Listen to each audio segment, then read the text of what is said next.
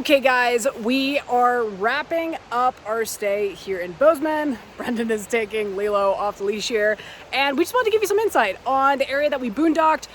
We are actually leaving tomorrow is the plan because we've officially ran out of water. So I think we've been here, what, Brendan, like 8 nights or so? 7, I think. Wednesday to Wednesday. We Wednes- were gonna stay a couple Well, this more. is 7 nights, so I think leaving tomorrow would be 8 Yeah. nights. So we were gonna stay a couple more nights, but as soon as we turn the tap and there's no water coming out, because we don't have a sensor to see how much fresh water we have left. So that was a little bit of a surprise, but we knew it was coming at some point. Yeah, but we have campsite in Glacier coming up on Sunday. We got 7 nights there. So we're just going to mosey our way in that direction until then, I suppose. But we'll give you some insight on this spot, where it's at, things to do. So that way you guys have a quick review and a place to stay if you choose to go to Bozeman. All right, guys, so we decided to camp in Bozeman because previously we were in Yellowstone and we are working our way towards Glacier National Park, and we didn't want to do that huge drive and also go from super busy national park to super busy national park. We kind of just wanted a break, and Bozeman was a pretty good stop right in the middle. So we did some homework on Bozeman area, where to boondock, and there's really not a lot of places nearby. There's some by Big Sky, so we saw this one on Campendium, which had no reviews, no photos, no nothing, and we said, okay, why don't we just go ahead and wing it? So let's talk about kind of the pros and cons of our stay here, if we would recommend it to people. I'll start off with one pro for sure is, even though it might look like we're hot right now, we just walked like 2 miles or something outside. We are staying in Hyalite Canyon. That's just about 20 to 30 minutes outside of Bozeman, so it's probably 10 to 15 degrees cooler here than it is in Bozeman. And this site, we really love the proximity, because if we got to go run errands, get groceries, we got a couple of shipments at FedEx, like we got Lilo's dog food.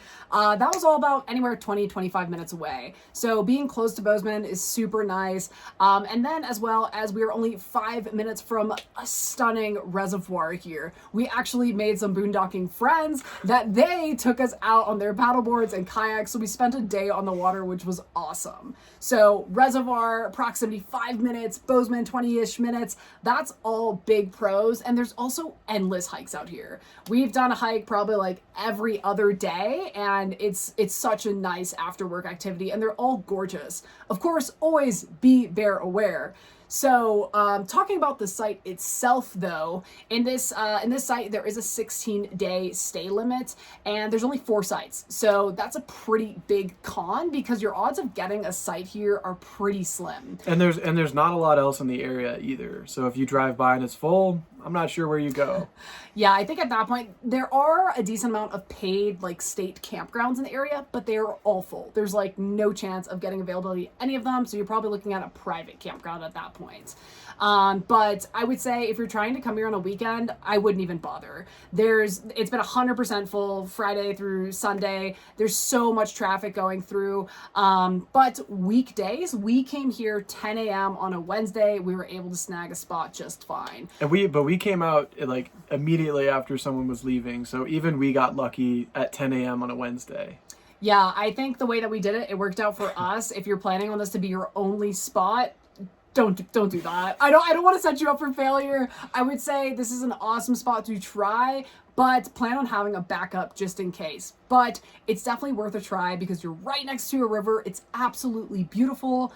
But with all things, there can also be cons to staying in boondocking sites. Yeah, I was going to say, since you brought up the river, one con of being next to a river is that it's really buggy. So that was one of the things we were reflecting on. It's so beautiful to stay next to water, and you even have like the sound of the stream in the background at all times in our site.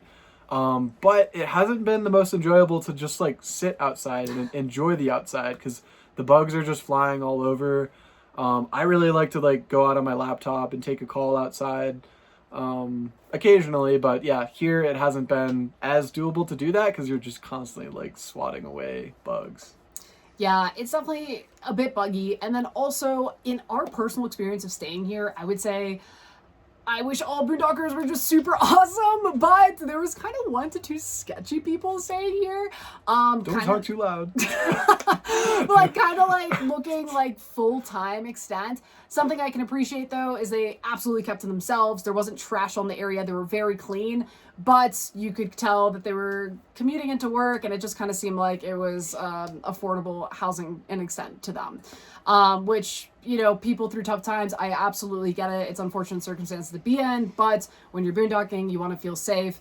And that was something that did compromise that a little bit for us. But overall, we've had no issues staying here. I would say those are really like the main negatives to point out. But overall, would we stay here again?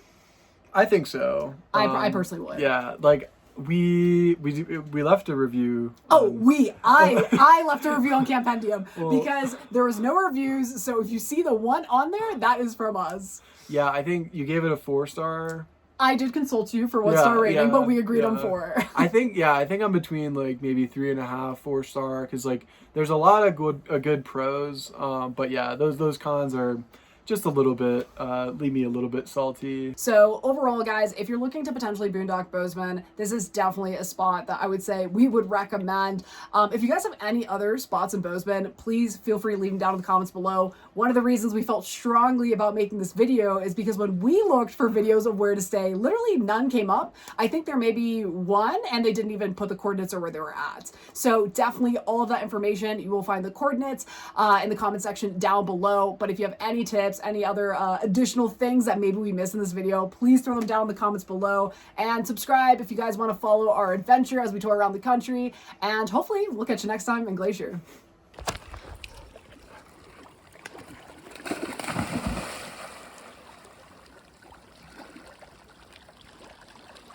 You're good.